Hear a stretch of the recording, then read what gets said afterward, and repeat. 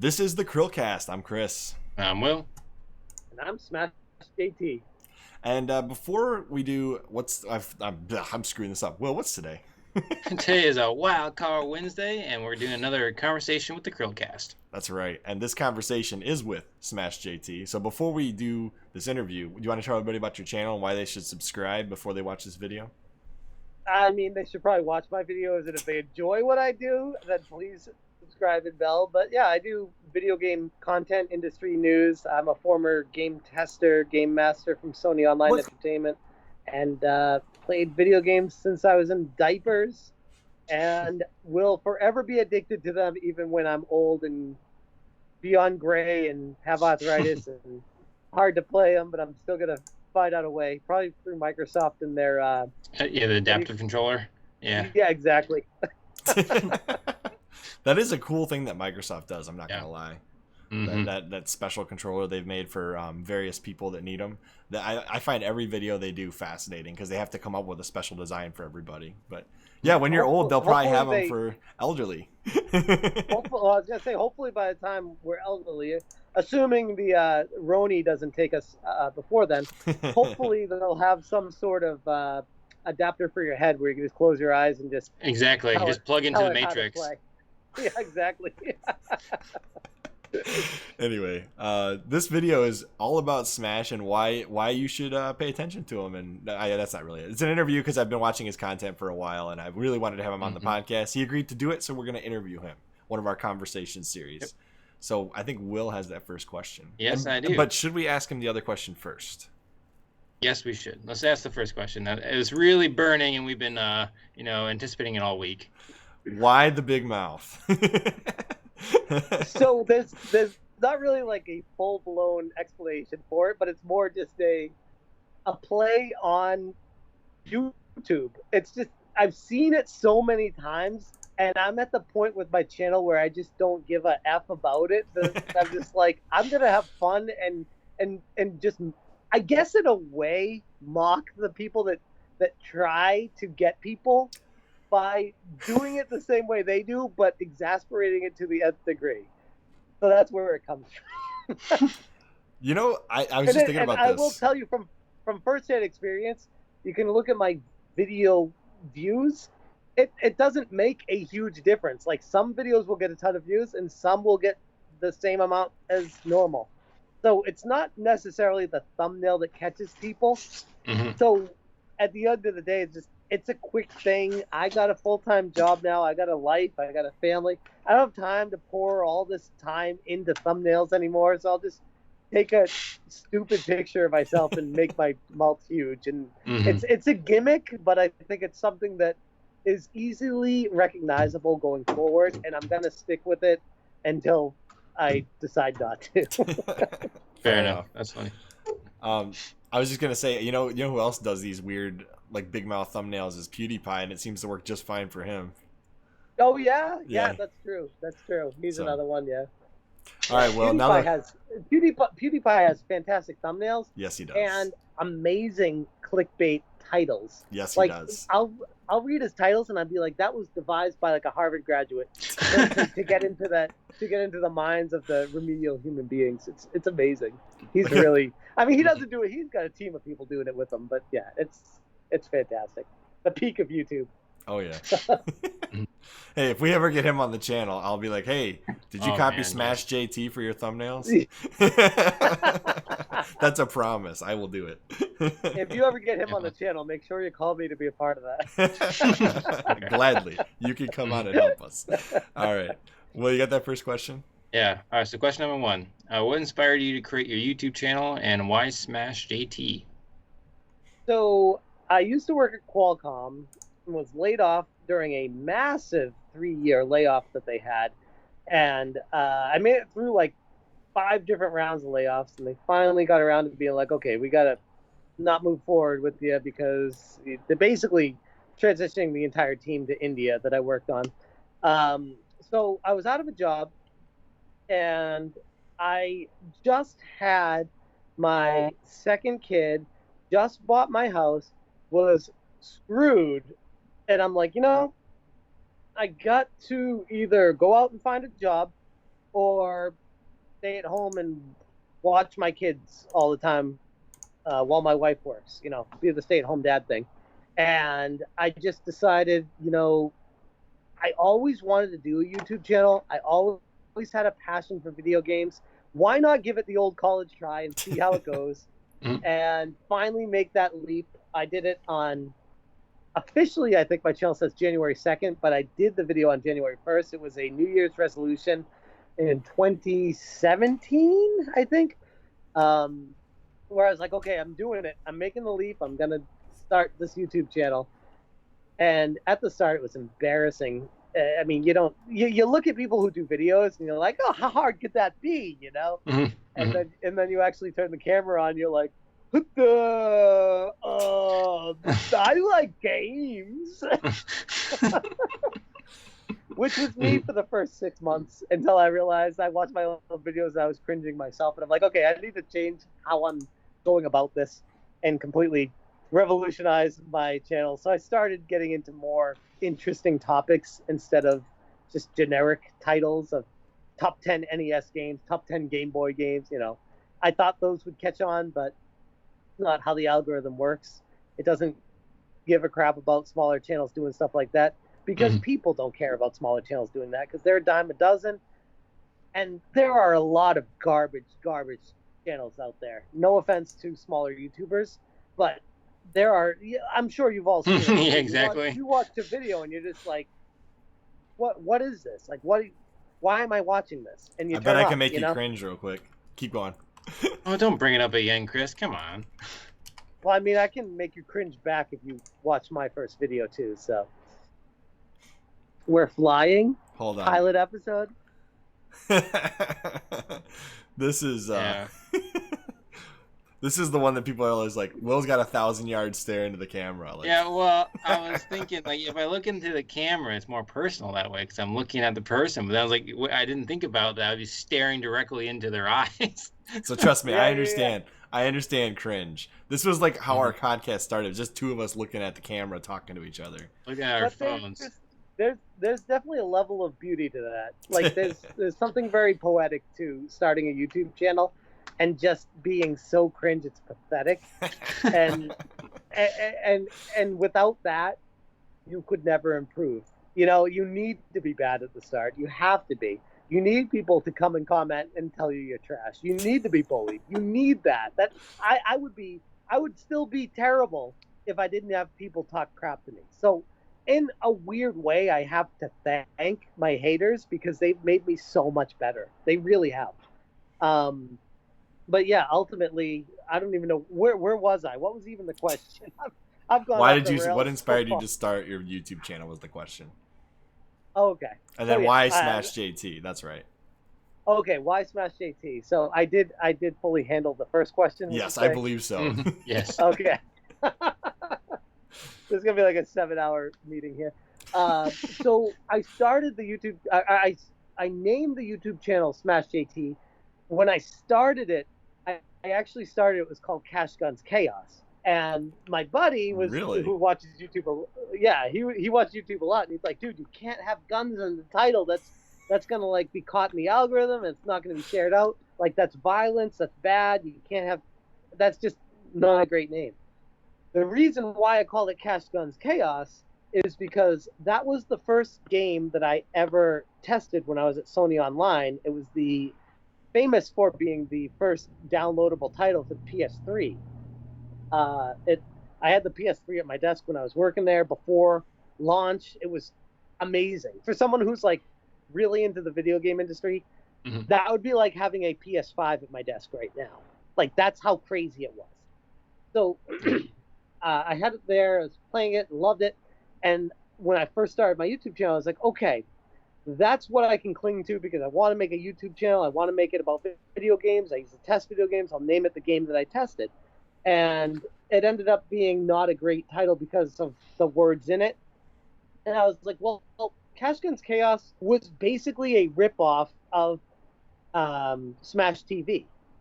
It was a top-down shoot-'em-up that made like a play on like the TV setting where you are in a game show when people are watching you. It was basically a spiritual successor to that. And I'm like, okay, after a lot of names I went through, I was like, I love Smash TV because it's basically the game, and it doesn't have the violence and the words, so I can do that. But then I can personalize my channel by using my initials. So, and then it gets away from like copyrights and stuff like that if I don't just copy Smash TV, and people will think it's a Smash TV channel. Mm-hmm. So that's how Smash JT came to be. Very cool. Okay, yeah. That makes a lot of sense. Yeah, it does. I don't have a further question about that, I guess. That makes complete sense, and you brought it all around. Yeah. So I guess the next question is kind of an interesting one, because I'm sure you've got a good answer for this. But how would you describe your relationship with YouTube and social media?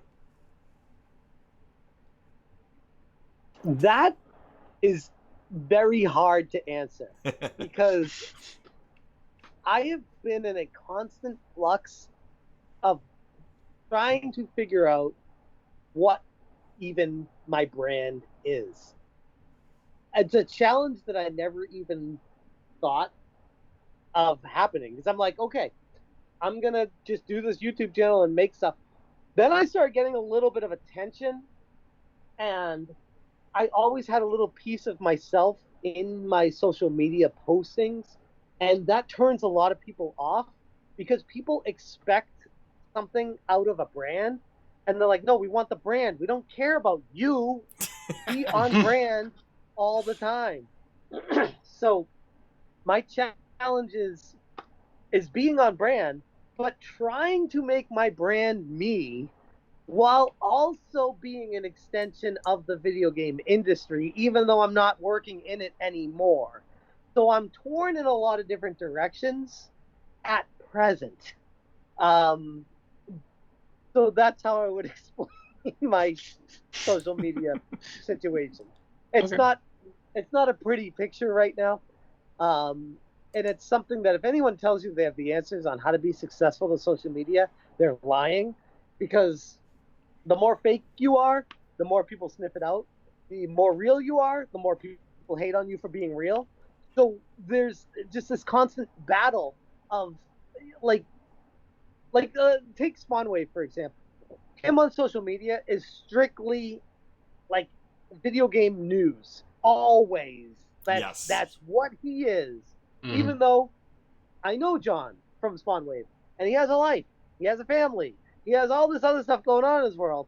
He is always on brand. He's very good at it.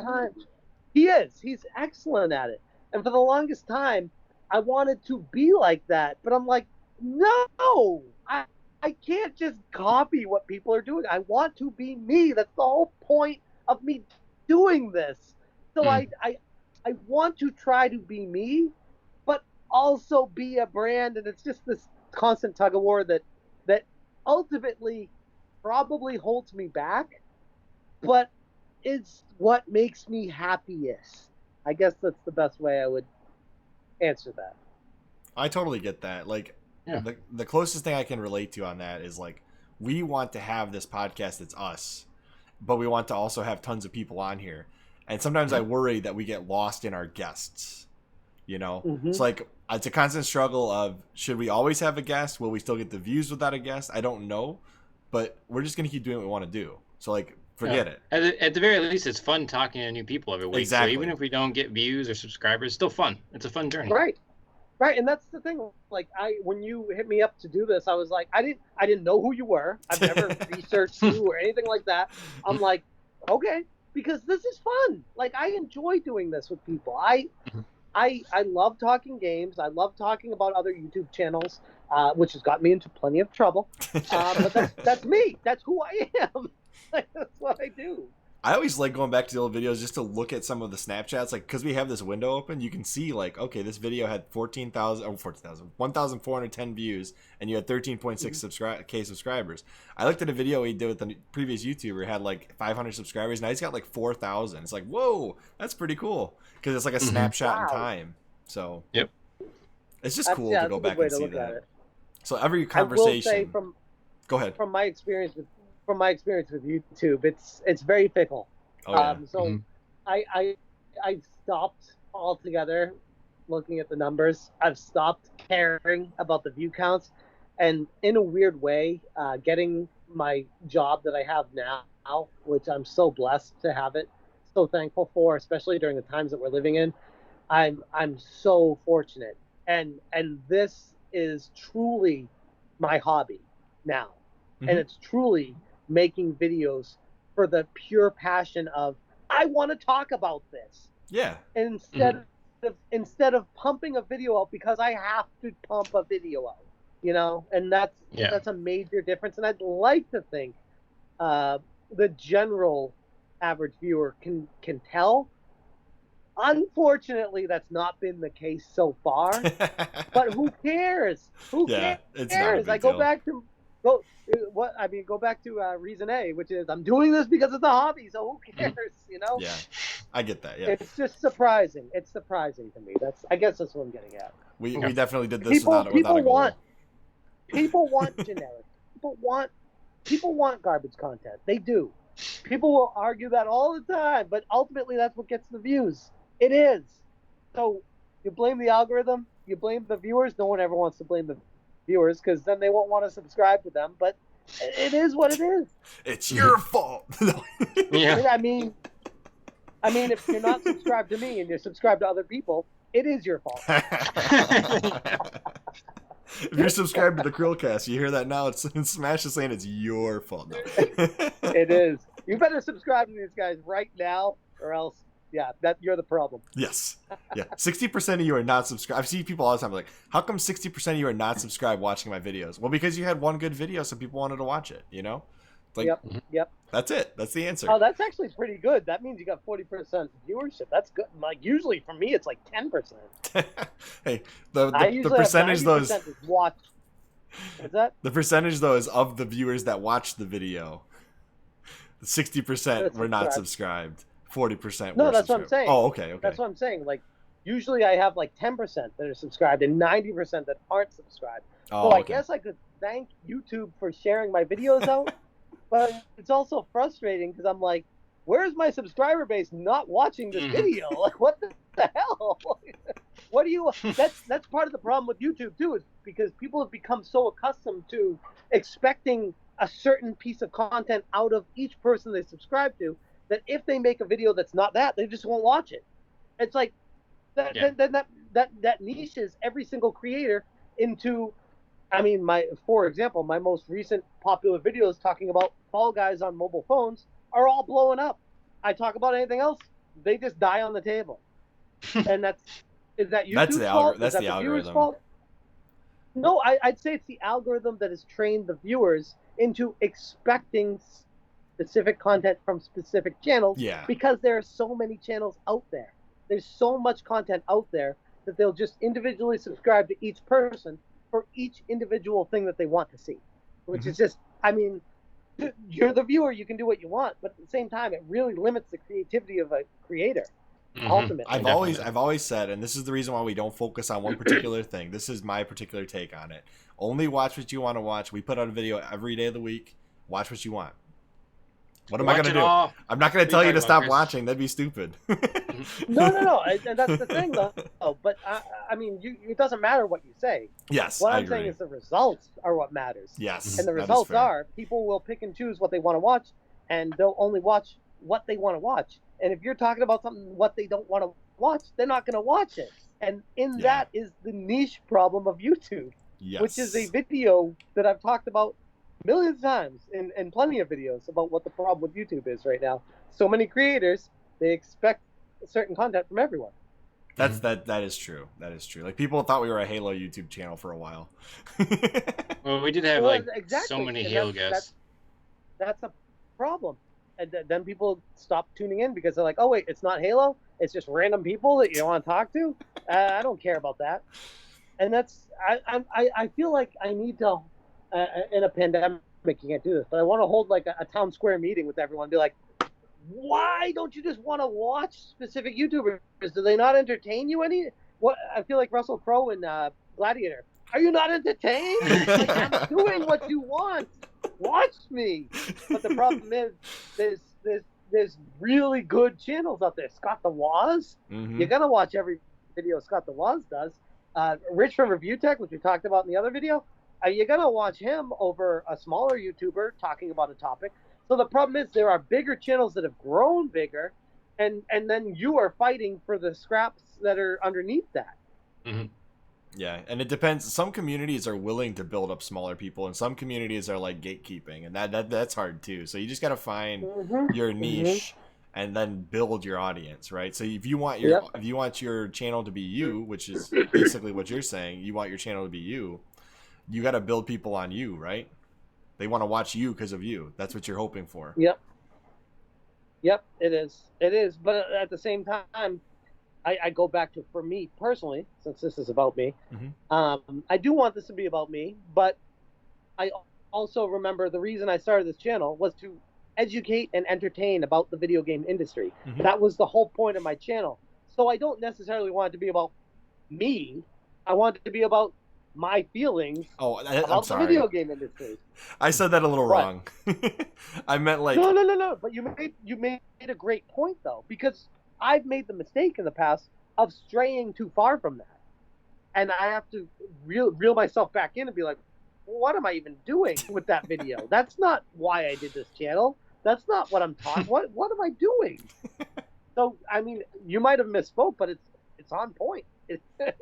I guess what I meant was if your brand is what you like, your discussion and what you're talking about, you want people to tune in for your take on the things you're doing, right? 100%. And if your brand is the news, the problem is that. Go ahead. If your brand is the news and you stop covering the news because that's not really your channel, then people who are subscribing for the news are going to stop watching, right? Right. And that's the issue. That's the problem I've run into, is like even my most recent video where I feel like it's a fantastic discussion point, not to pat myself on the back, but I'm going to call it out and be like, damn, that's a good point no one's talking about, where I talk about after the Mario 35, what's next for Nintendo is Zelda 35. And that's probably what they're doing next year for the Zelda 35th anniversary. Nintendo hasn't announced it. No one's talking about it. Here's a fantastic point, an idea that I came up with while I was laying down in bed one day after playing Mario 35 all day, where I'm like, whoa, that explains why Nintendo would limit the launch window for this game and take the game off the shelves after 6 months. Is because they have a plan next year for a different game to replace it. And that only makes sense to be Zelda. And it's got like no views on it compared to my other videos. That is so funny that you say that, because we did a video last Monday saying the same thing. Really? Yeah. About what? Zelda? Yeah. We said Zelda and Metroid were probably next. That's what I said in my video. I go, Zelda, Metroid, Kid Icarus are next. That's high five through the screen. Yeah, exactly. High five. But here's the problem. As you can relate to, and I can relate to, being smaller channels, that message doesn't get amplified as, say, someone like RGT85 or if you said the Woodhawker, same thing, yeah, or Spawn Wave. If they came up with the idea, that would be like front page of YouTube on the trending page. Like it's crazy information. Oh my God, look at what could be next. But a smaller channel coming up with it, no one gives a shit. One of those bigger channels will pick it up and they'll talk about it like it's their knowledge, and they'll get huge from it and not even reference you or me, and it is what it is. That is Get used to it. I also had a terrible thumbnail. It didn't help. It just said too much news. Yes. Yeah, so that didn't help. But it doesn't even matter. I mean, ultimately, the thumbnail is important, but ultimately, it's the algorithm is, I would say, almost as challenging to figure out as what a woman is thinking. Almost. Yeah. And on that note, I'm going to ask the next question. Good idea. So what's your... I guess you actually kind of already answered this question, so should we move on to the next one? What was the Do you want to talk about your game industry experience? Yeah, or? What's your previous experience in the gaming industry? Real quick, I was a QA tester for Sony for a year. I was a GM, Game Master for a year, which was basically in-game customer support for EverQuest. I was resolving zone disputes. If someone would like be like, "Oh, I'm gonna trade you the sword for that shield," and the way the EverQuest Online Adventures worked on the PlayStation 2, which is where I was a game master for. I was Agent Green on there for any EQOA players out there. The way it worked is there was no like system where you could trade. You would just say it in the chat, and they'd have to take your word for it. So you could be like, "Okay, here's a sword," and they give it to you, and be like, "Okay, give me the shield," and the person would just leave.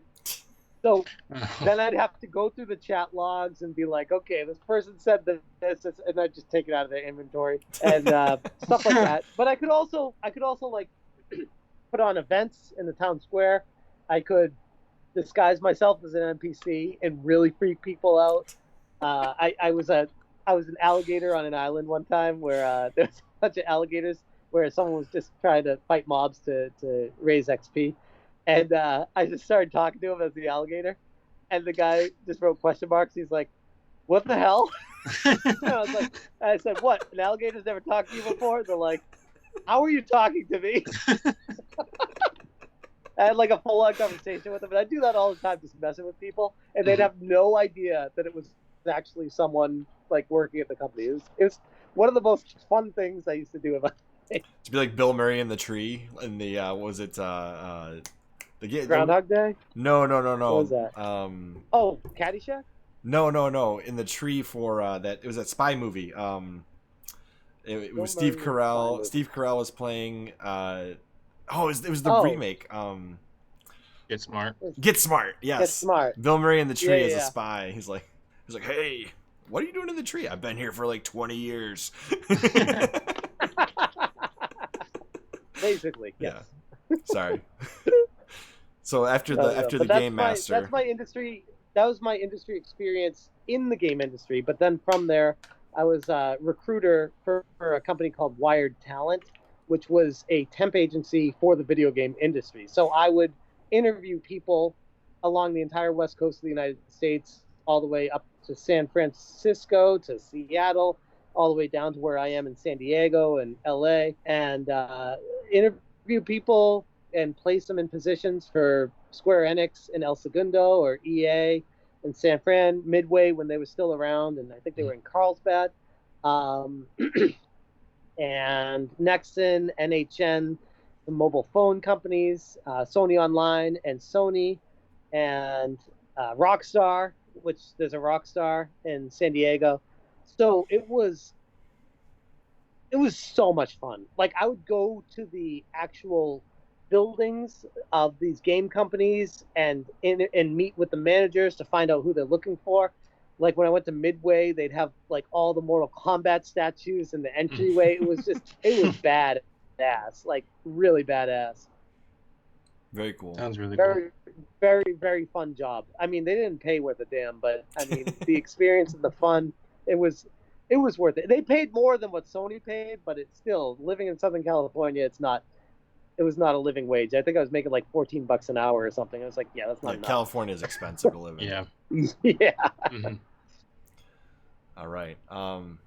What's your favorite type of content to produce? I know you do a lot of talking in front of the camera, but there's a specific subject you like covering the most, or a particular type of content you like producing the most?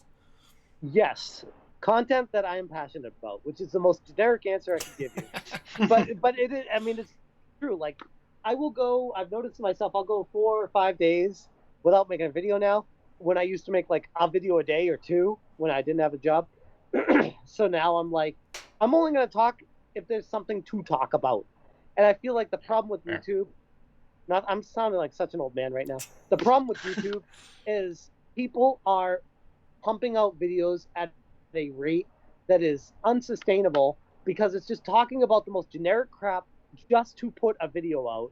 Mm-hmm. And I used to do it myself, trying to grow, instead of what the whole point of the channel was my passion for video games. What do I want to talk about? What do I care about? And I like someone like Rich, I'd say, is really good from Review Tech at picking and choosing what he wants to talk about. If there's nothing to talk about, he won't talk about it.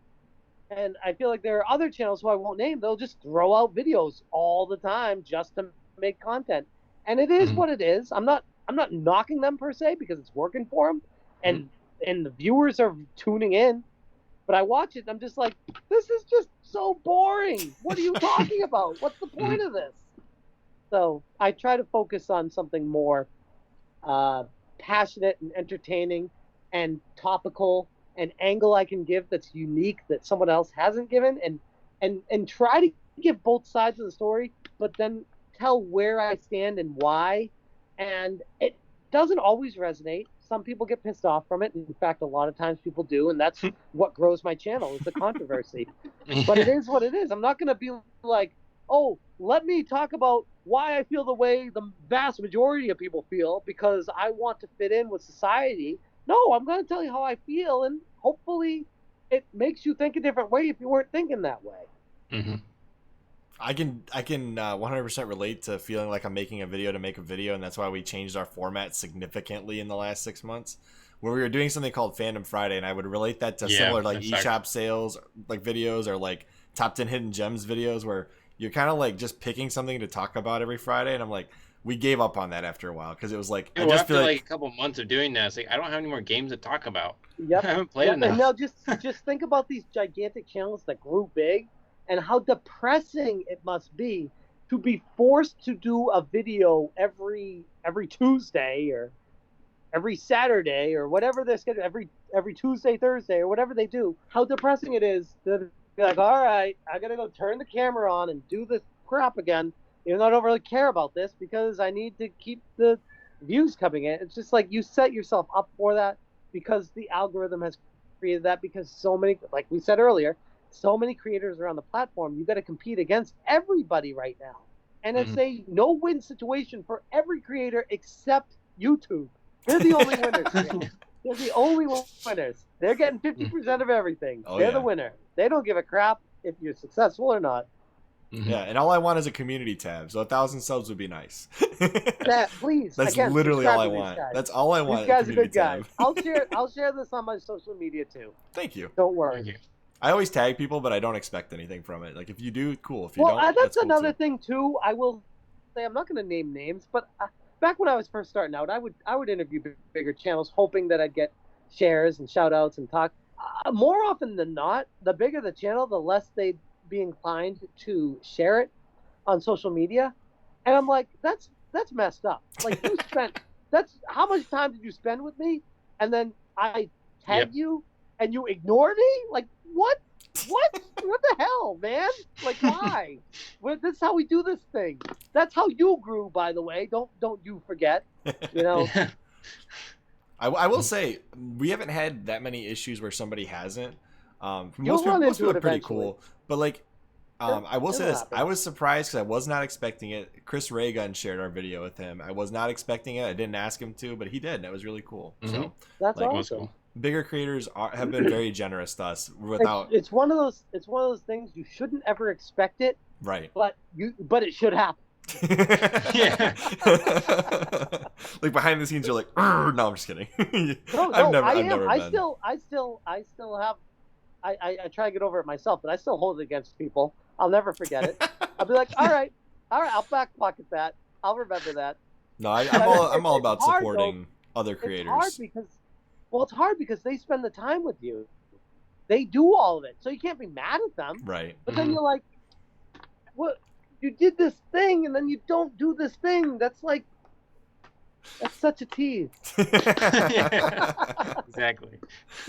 Yeah, I will say this. Like I said, I have no qualms with people that don't share it. You know, I just like having the conversation. So, all right. So, what is your favorite video you put out? What's the one that you're like, man, this is the best video I've ever done?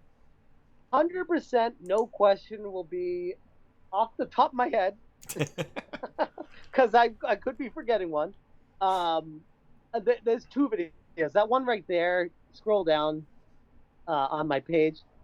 That Super Mario Odyssey official Smash GT review. This took a lot of time and literally fell flat on its face. I shared it with bigger channels. I said, how do you like them apples? Here's a professional badass review of a big game. Mic drop moment. There it is. And no one gave a crap. And this video taught me that it's not what you know, it's who you know. Because this video is a great video. I've shared it with people personally. They watch it and they're like, holy shit, you're not like a gigantic YouTuber? I'm like, no, I'm a nobody in the grand scheme. They're like, but you made this video. I'm like, yeah, I did. So this video took a while to make. Very proud of it and went nowhere. Another video that I was very proud of that went nowhere really where I expected it was when I went to Tommy Tallarico's house and did the tour of his house, talking to him, getting his passions out. It was the Tommy Tallarico Mansion tour. Type in Smash JT Mansion. This video, I love. Oh, try a space between Smash and JT. Oh, I'm sorry. That might be why. There it is. Yeah, that one. Madness, the top one. So I watched this one, by the way. And what did you think about it? I'm glad. I thought it was good. Because you really took me on a tour of Tommy's house, and I was like, this is a video I would watch. And that was like a unique experience. It's very intimate, where it's just me and Tommy and his house, and his passion for video games, and I'm like, yeah, this is why I do this. Because you showed his Spider-Man room, right? I'm trying to remember. That was, I think I showed it briefly in this, but there's an individual video I made for Spider-Man. It was Smash JT. Just type in Smash JT Spider-Man for the Spider-Man room, which was I definitely watched another that one awesome too. video. That's another really, really good one. There it is. Yeah, world's the top one there. Yeah. Because he talked about it in our interview with him, and I went and watched your video of this right after that. Mm-hmm. Such an awesome experience. Did he show you the email from Stan Lee? The email from no, he didn't. But he didn't talk. Oh, he didn't. No, he didn't. But I mean, no, he told me about it, but he didn't show it to me. Oh, okay. But in that drawer, it was funny coming out of his house. Like Tommy, I can't say enough good things about the guy. So trustworthy, like so down to earth. I felt like I knew the guy my whole life. I just met him for the first time in this video, and I'm like, this guy, I feel like me and him have been childhood friends. You know, like it was just one of those connections. And he opens a drawer. He has all the Spider-Man comics in there. And I'm like, oh, that's crazy. He's like yeah, here's Spider-Man issue 1. And I was like, whoa, issue 1 of Spider-Man. That's crazy. And I was driving home, I was telling my brother about it. He's like, dude, issue 1 of Spider-Man? I was like, yeah, why? It's cool. I was like, it's gonna be worth like 50 grand, 60 grand. That's crazy. He's like, it's worth over $1 million. I was like, okay. I was just holding that in my hand. Yeah. So yeah, and he was just trusting me with it. I was like, holy crap, what? He's so, like so relatable for being like where he is as in regards to like his position. That's why it continually blows my mind when people hate on him. When they hate on him, I get it, because I hated on him at the start. But then he's like, okay, let's do a back and forth here. You hated on me, here's me. You really still hate on me? And I'm like, no, I don't. What the hell was I thinking? You're cool. I'm sorry, I'm wrong. Wow. And then you got the people like Pat and Ian that are like, F you, Tommy, you suck at life.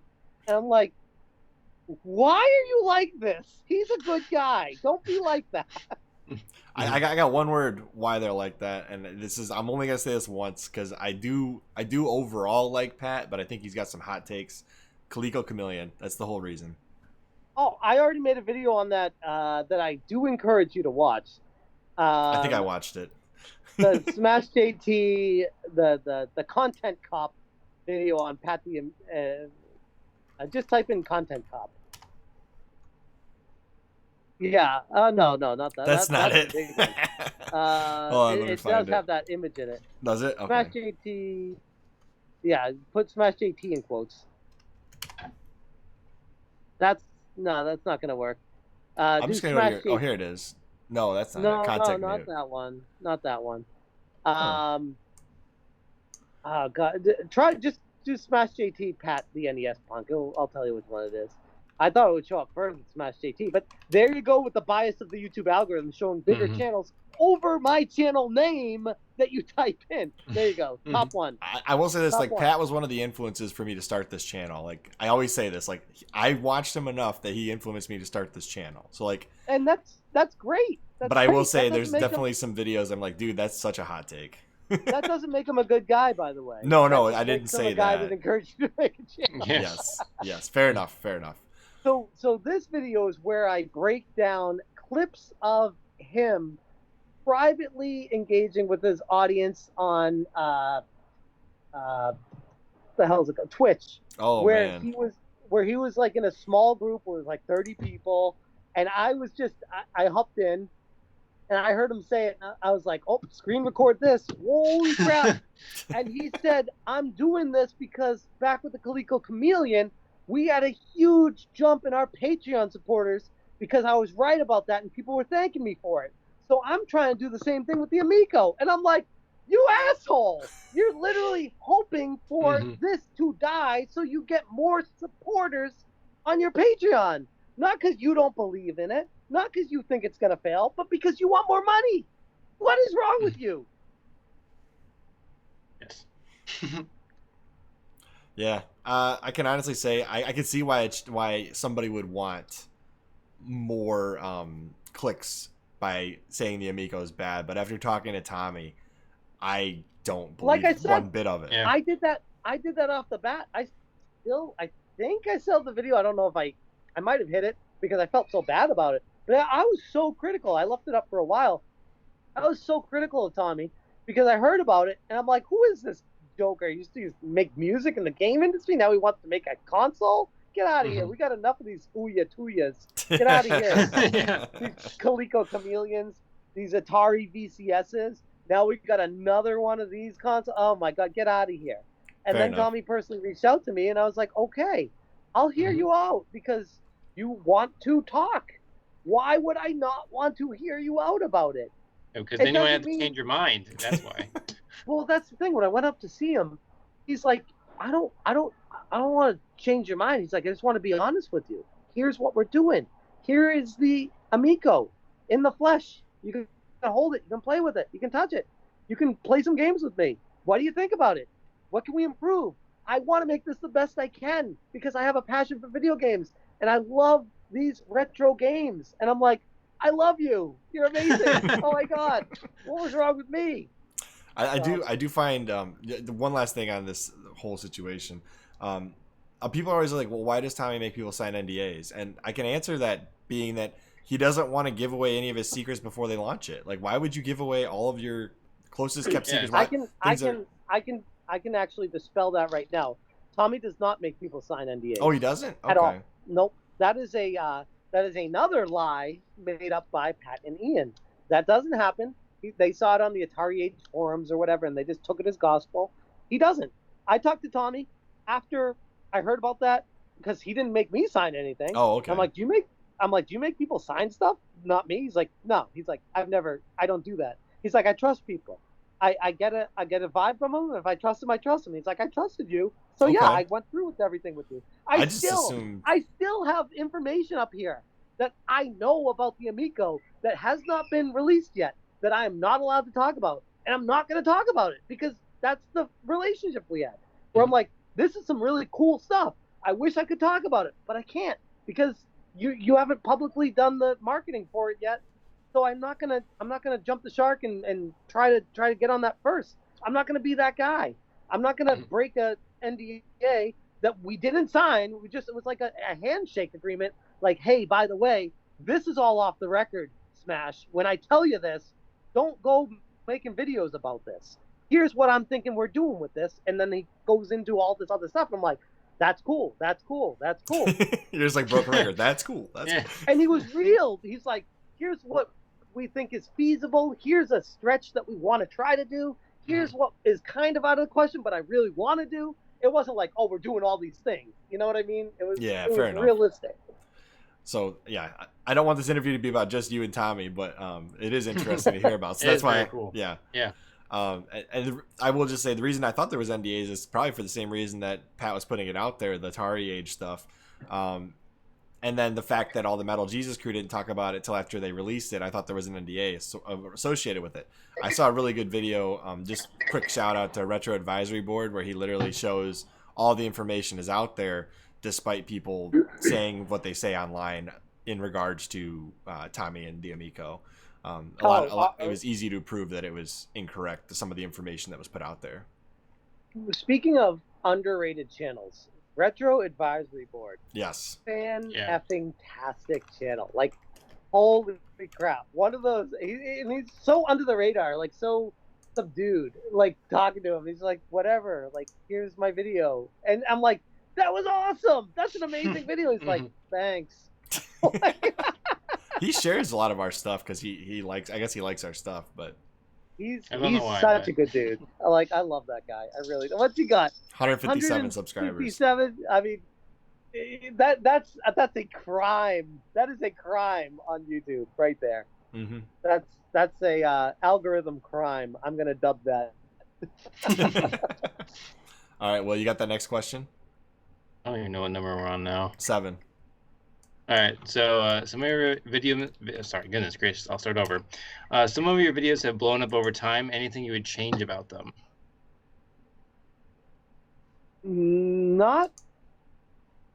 Nothing that comes to mind off the bat. I would like to think it goes back to what we were talking about with my first video and how cringe it was.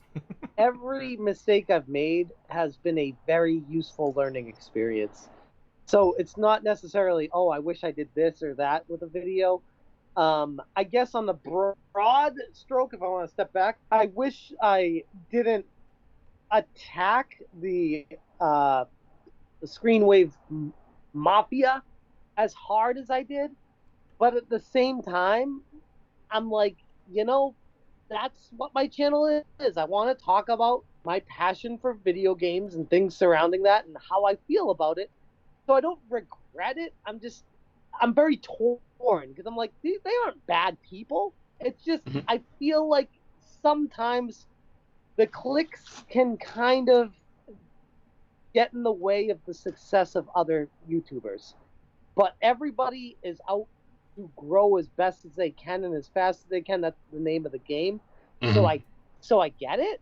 And I think after I got my job and was able to step back from being so aggressive with Smash JT, that I'm able to fully realize that and be like, okay, I get it. I wish it wasn't that way, but that's the way it is. You know what I mean? Mm-hmm. Yeah. I think the original way I found your channel was one of your I'm gonna call it critical videos of, it might have been either Hancock or Destiny. It could have been Destiny for all I remember. But somebody sent me a video and said, hey, check this guy out. So I did. And I watched several of your videos, and I definitely saw the tipster video. I definitely saw that one. Yeah. And then some of your Pro Jared videos, too. I watched some of those in the beginning. Not the beginning. Last year, the year before that. Whatever year it was that Pro Jared had the controversy. But I had been on and off watching your channel definitely saw the Radical Rick stuff because somebody I know likes Radical Rick, and I'm not going to name them. But after I saw that, I was like, well, who is Smash JT? Because I'd been watching your stuff for a while, saw the Radical Rick stuff because somebody sent it to me and decided I'm not really into Radical Rick that much. And I'm not going to get into Radical Rick, but... Right. No, I know exactly what you mean, though. But I've been on and off on your channel for a long time, and I have to say your videos have always been at least interesting at the very least. That's all I can hope for is make it interesting, make it clickbaity, but not lie. You know yes, what I mean? exactly. Like, this is clickbait, but it's what I'm talking about. Like, you know what you're getting when you click on this video. And to be fair, it's not like I'm saying, hey, Sony sent me a PS5, and then I'm like, gotcha, they didn't. Oh, so it's like Angry Joe today, or maybe it was yesterday, I'm not sure, where he said he got the Xbox Series X, and it's like he holds up a trash can, and he's like, I got it in the mail. See, that's clickbait, 100%. I'm not down with that.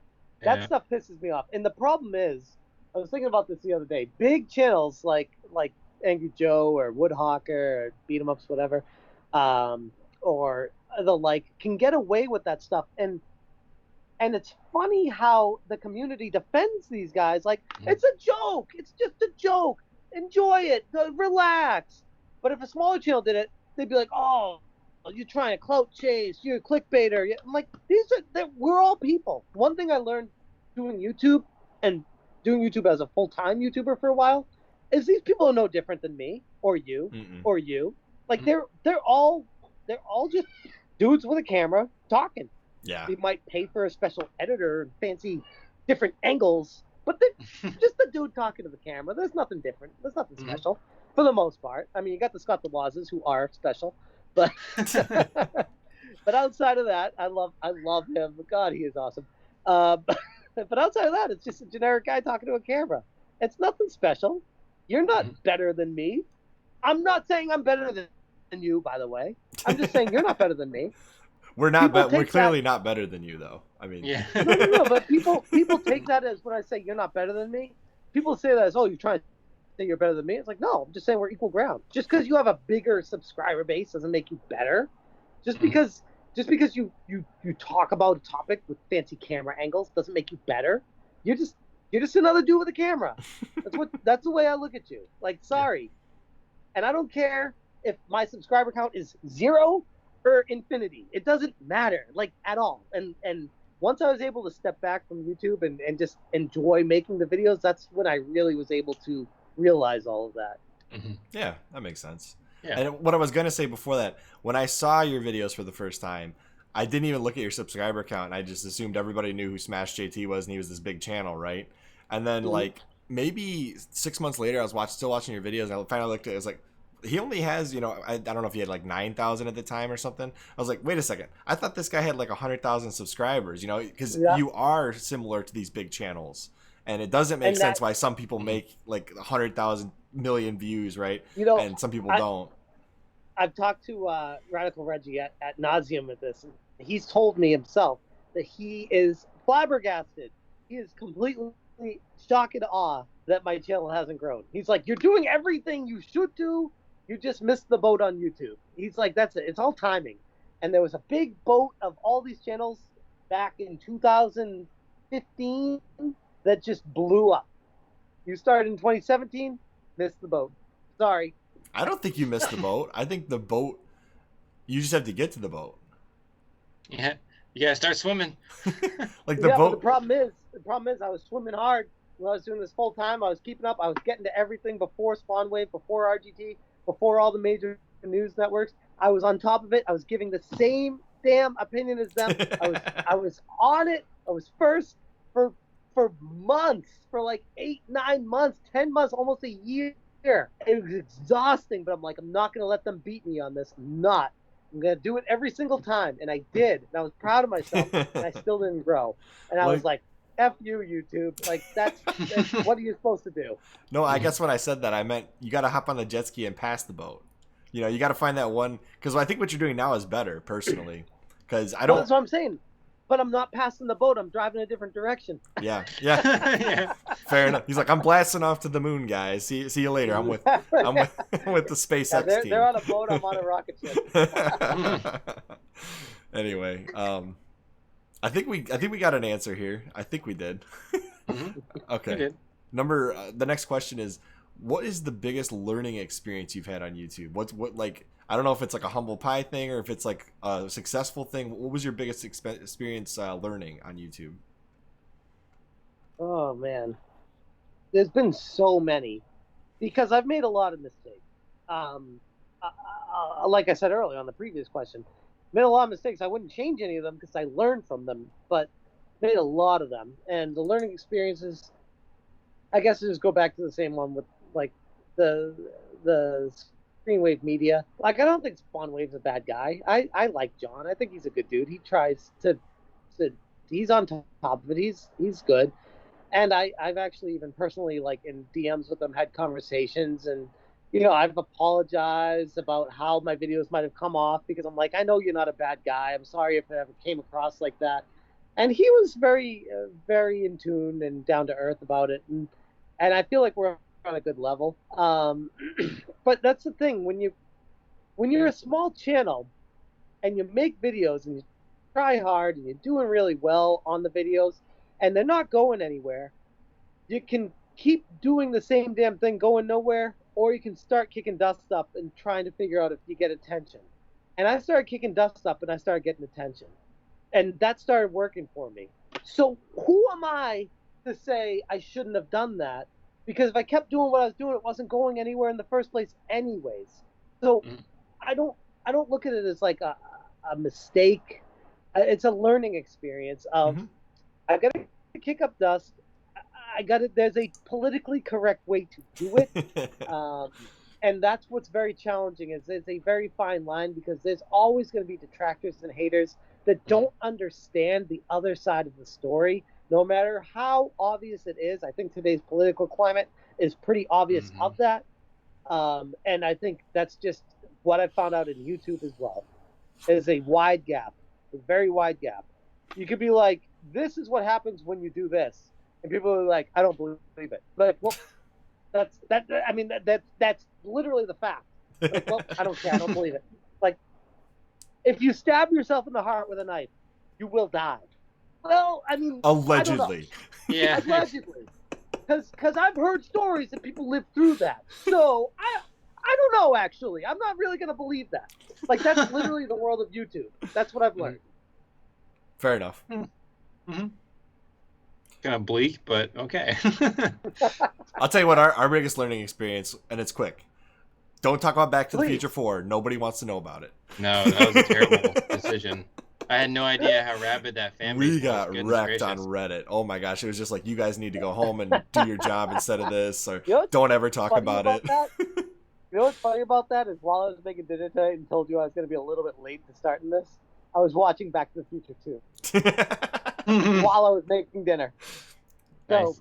that's a small world. Yeah, we hypothesized what a Back to the Future 4 would look like, and we put it on. We just decided we'd post it on the subreddit. Oh, the subreddit actually requested that the mods take it down, regardless of the fact that we didn't break any subreddit rules. Wow. It was that bad. Yeah, there's some really. I love Back to the Future. I mean, you just struck a nerve with me. No, I don't care. But there are some really good Back to the Future videos talking about why there shouldn't be a fourth and why they should just leave the series alone. And it's fascinating. Like, you want to talk about best movie trivia? You can have a fantastic night of movie trivia just talking about the Back to the Future series. Oh yeah, just talking about Back to the Future 1. You could just endless trivia from that is just so much fun, and everyone can participate because everyone has seen that movie. Oh yeah. Yeah, well, we won't ever talk about Back to the Future on our channel again. We learned our lesson. Okay, I'll stop there. Yeah, exactly. The algorithm will sense it, and the subreddit will find us. Being really quiet. He's like, "Can you just shut up, please?" Yeah, I know. It's like, that was a dark time. That was the worst we got roasted ever. It's like, you guys don't know what you're talking about. Like, oh, dude, it's just a hypothesis. Like, just like maybe they could try this. Like, that's it. That's all it was. God forbid. Yeah. Yes. So I think you've kind of already covered this, but what are your, like, let's define it. What are your goals with YouTube going forward? I don't have goals with YouTube going forward. That's kind of what I thought. That's what I've learned is my goal was to grow my channel as big as I could and be able to earn a living wage off of YouTube and be able to do this as my passion and turn my hobby into my career. And I learned, first off, I was burning myself out doing that because I'm like, a lot of the videos I was making, I wasn't enjoying. I was just doing them just to do them. But secondly, I'm like, the whole reason I started this channel was to do it because I enjoy it and have fun with it. And if people want to tune in and watch, great. That's fantastic. But I understand how convolutedly crowded the YouTube platform is, especially in the area of gaming. And it's become so inundated with content that if you do not focus on one specific thing, you will be passed by people that do. That's ultimately what it's become. Unless you are the exception to the rule, the Scott the Wazes, or John Trons, or I'm trying to think, like Peanut Butter Gamer is another one that I really enjoy. Like, he's really cool, by the way. Oh, you ever talk to him? Austin, yeah, he's super I've cool. talked to him a couple times. Really cool guy. But they're just people that just transcend the generic videos, and you're like, I don't care what they talk about, I'll watch it. I watched Scott the Waz's courtroom thing the other day, and I'm like, this is definitely not video games, but it's enjoyable. I'll watch it. But I mean, if someone else that I enjoy did that video, I'd be like, what are they doing? And so I found myself doing it because the algorithm has trained me to expect things out of content creators, even if I know them, like on a personal level. It's messed up. It's messed up, but you can't change it. You can't fix it. It is what it is. So you either adapt or get out. So in short, though, your goal is to just keep doing what you want. Well, I decided to adapt by getting out. Nice. Fair enough. Still making videos and enjoying them. Like it's funny because like I used to do these podcasts with people thinking, oh, maybe this will get me some attention. Maybe I'll be able to get new subscribers. I'm like, I don't care. I'm just doing this. I enjoy it now. I really subscribe to do. Smash JT. Yeah, no, yeah, but if you're watching it, please, yeah. Feel free. All 500 of you guys, go subscribe to Smash. I don't care about my subscribers, but please, I love you guys. Subscribe. And then Will's like, joke's on you. Everybody watching this video has already subscribed to you. Yeah, no, exactly. Well, that's another thing I'll say too is you'll probably get a lot of dislikes because I have a lot of haters. So anytime people talk to me or talk about me, they just get dislikes because they just don't like me. I'll post a video and get 5 or 6 dislikes in the first hour or two. I'll get 10 dislikes, 20 dislikes. Even though there's nothing wrong with my video, I'll just get haters that just dislike me because, one, my channel is growing faster than theirs. 2, I'm not focusing so much on YouTube anymore. And they're like, you shouldn't be growing. You're not even working at this anymore. So it's jealousy. It's frustration. And I get it because I used to be them. I used to be that person. I used to have so much hate and jealousy and frustration because I'd put so much work into this and it wouldn't go anywhere. I'd be like, what the F? You got Woodhawker shouting out RGT every other video. Why can't I get that? That's not fair. But it's like, you can't look at YouTube like that.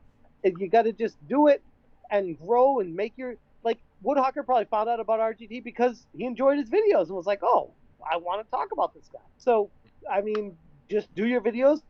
Maybe you'll find someone that is bigger and wants to shout you out all the time and go from there. But otherwise, you'll just be floating in the ocean.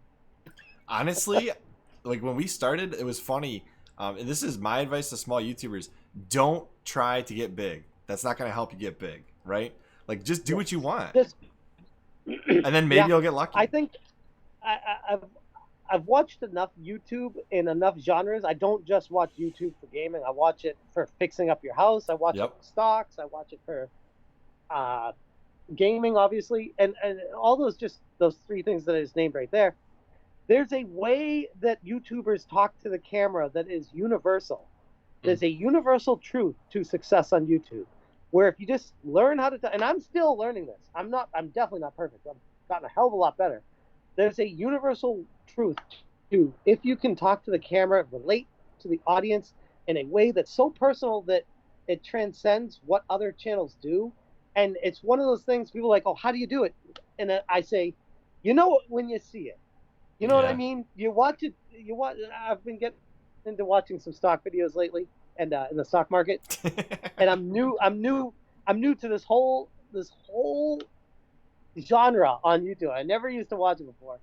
I've always been an investor, but I've never cared about watching opinions. I was like, you know what? I'll dive into it.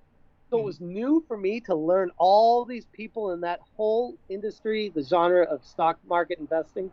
And it was funny because my knowledge prior to going into that already superseded what they were talking about. I'd load up a video, I'd hear how they talk in the first 10 seconds, and be like, yeah, no, this guy's not going anywhere. To the next person, okay, this guy's going somewhere. Then I'd look at their sub count and be like, yep, that explains it. They're already at 300,000 subscribers because they know how to talk to the camera. Just learn how to talk to the camera, and you will explode. Also, in conjunction with that, you need to be talking about the things that people are searching for. But, fair enough. Like what you guys are doing is great. It's not necessarily searchable content, though. You know what I mean? So you're not gonna get big doing this unless it's a topic that people are searching. Like if you interviewed pro Jared during his debacle, then you'd be growing, because that was something that people were searching for actively. People aren't searching for Smash JT. This isn't going to grow you. They might be, but they're probably gonna. Outside of, well, it might show up if I ever do get big. This might show up in the search, but people, they might find it from me sharing it on social media. But I'm just saying, like, the algorithm's not gonna point it to people. Exactly, that's what I'm getting at. The algorithm is not going to do you any favors. That's the problem. And the algorithm is 99% of your growth, if not more than that. So that's the problem. I used to do interviews when I first started, and they weren't taking me anywhere. I interviewed Brian Farrell, the CEO of THQ, after THQ went bankrupt. I thought that was a fantastic story, fantastic interview, and still to this day, it has under 1,000 views. And that was 3 years ago. Yeah, that's crazy. And I thought that was going to be my big breakthrough moment, and got less views than my regular videos did. So interviews and stuff like that, they're so hard unless it's something that people care about to search out for, that the algorithm will start feeding it to people. But outside of that, I'm not trying to knock your whole thing. No, I get it. And I have one counterpoint for you, actually.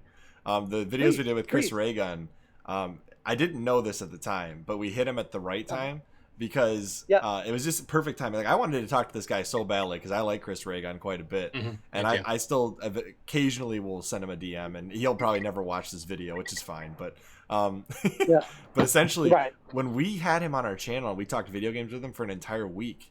Literally the next week, he said, "All right, guys, I'm only doing video games going forward." And like, those videos still get tons of views, because it was like the transition happened during the week we had him on the podcast, where he started covering video games a lot. So it's like bizarre. Gotcha. So like those videos are still picking up views. That's what I'm saying, though. Like, well, first off, he's a gigantic channel. Yeah. So people are searching out his name. Secondly, he had a divisive thing happening that was controversial. Oh, he's changing what he's doing. So people are searching his name even more. So my point is, like, unless I go out and do something really stupid with my channel right now, people aren't going to be searching. Hey, how about you boost us up a little bit? Do something stupid. I mean, maybe. Every time I do something stupid, it grows my channel, and then people hate me more. And I'm like, this is why PewDiePie is constantly the most hated YouTuber via surveys every single year, because people hate him enough to subscribe and watch it. That is YouTube. Fair enough. Yep. I mean, I don't know. I just like being able to talk to the creators I enjoy.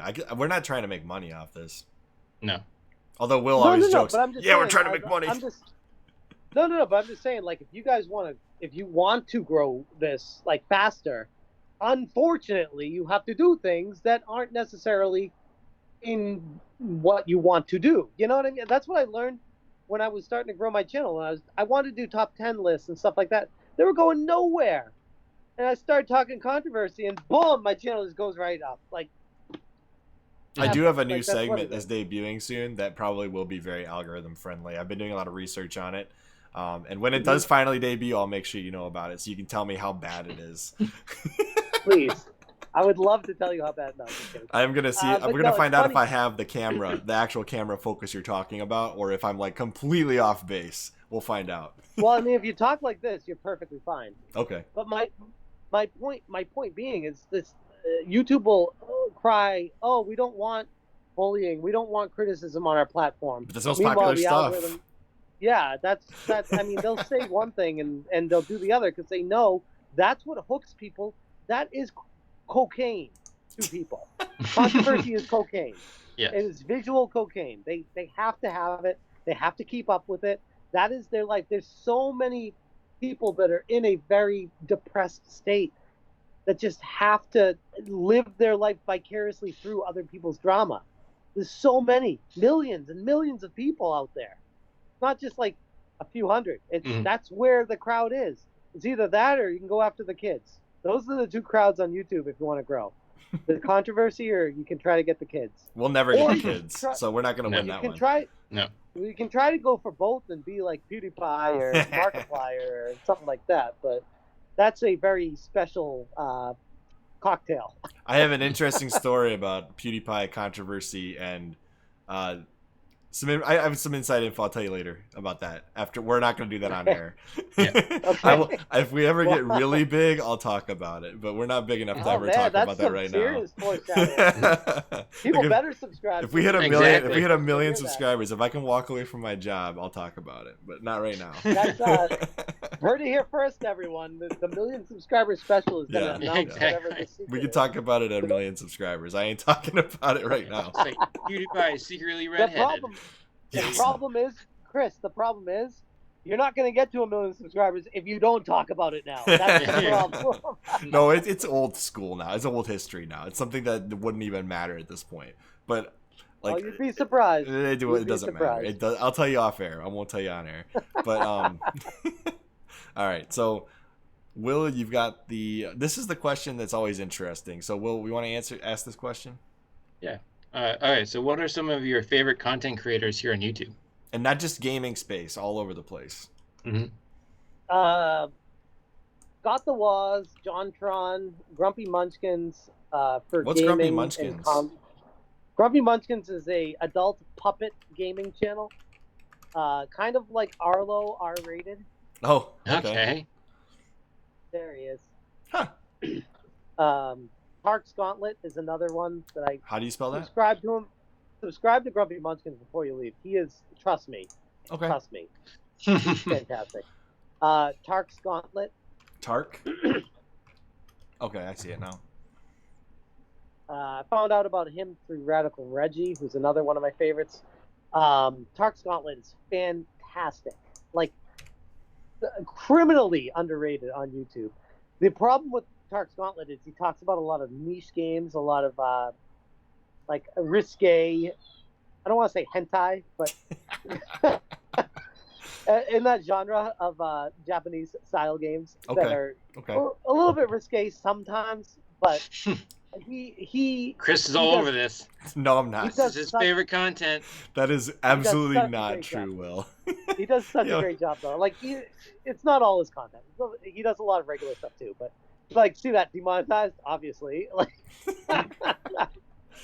but he does some really, really in-depth, great reviews. And that's a problem, too, with YouTube. Review channels don't go anywhere without help.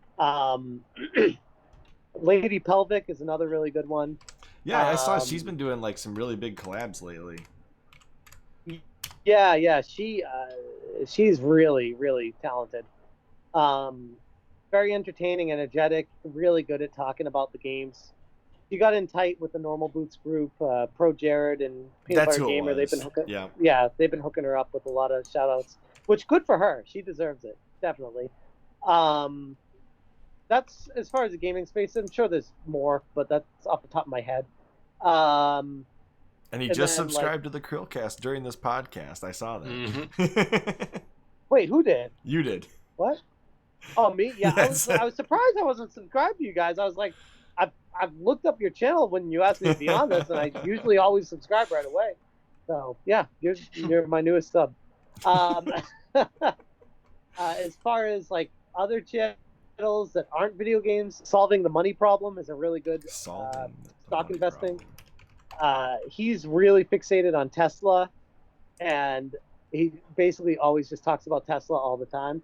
But like, honestly, he's so good at talking to the camera that like whatever money you have, you're just like, I just want to throw money at Tesla because this is going to be this is going to run the world in 10 years. Tesla is like, it's a $400 stock right now, $420 last I checked. He's saying basically in 10 years, Tesla is going to be like a $10,000 stock. Like it's going to be worth so much money. It's not even funny because the investors aren't giving it the credit it deserves. They're counting it as a car company, but they're only basing it off of what the sales are right now.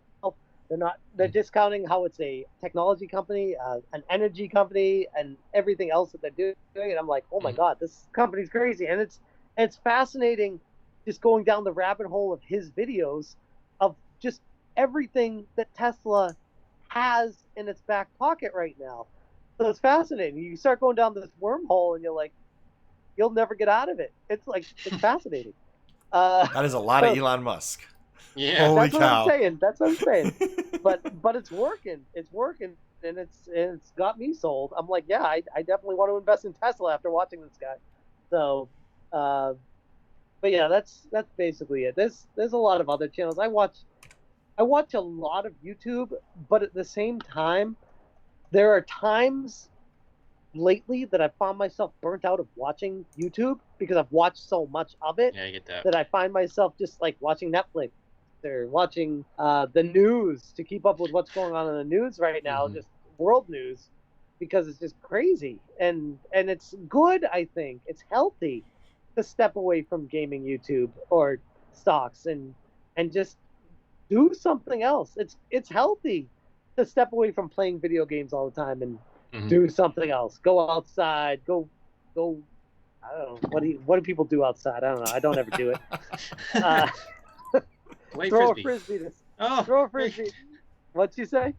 I said play frisbee, and you said it right after me. So That's so funny. That's what I just said. Yeah, I was like, play frisbee, which is what I was doing with my son today. I was throwing the frisbee back and forth with him. So I mean, it's good just to step away once in a while. I totally understand that. Sometimes I find myself in the car. I usually listen to some commentary on YouTube or something. Just put it on and then throw my phone in another seat. Just listen to it on the way into work. But then I'm like, I just want to listen to music today. I'm just done with this for today. Yep. Yep. Exactly. I find myself listening to a lot of lately, ironically, getting away from video games, listening to a lot of violin versions of Zelda themes, and they are fan-freaking-tastic. Like, can't recommend enough. I love the violin. I don't know why. Always have. And you mix the violin with video game themes. Ooh, good stuff. Oh, one of my Is your time up? Just about, yeah. Well, you wanna yeah. I guess that's it. Hey, for once it's not me having my son take me away. All right, I'm sorry. glad to hear that. I'm gonna go take care of my 1-year-old. So, all right, guys. As always, I'm Chris. And I'm Will. Wow, we are calling it. Yeah. No, I really need to go upstairs. I'm sorry. No worries. That was a long talk anyways. Have a good one. Yep. All right. Thank you for coming on. Hey, make sure you guys subscribe to Smash. Really appreciate him being on here. And yeah, we'll see you guys on the next one. Bye, guys.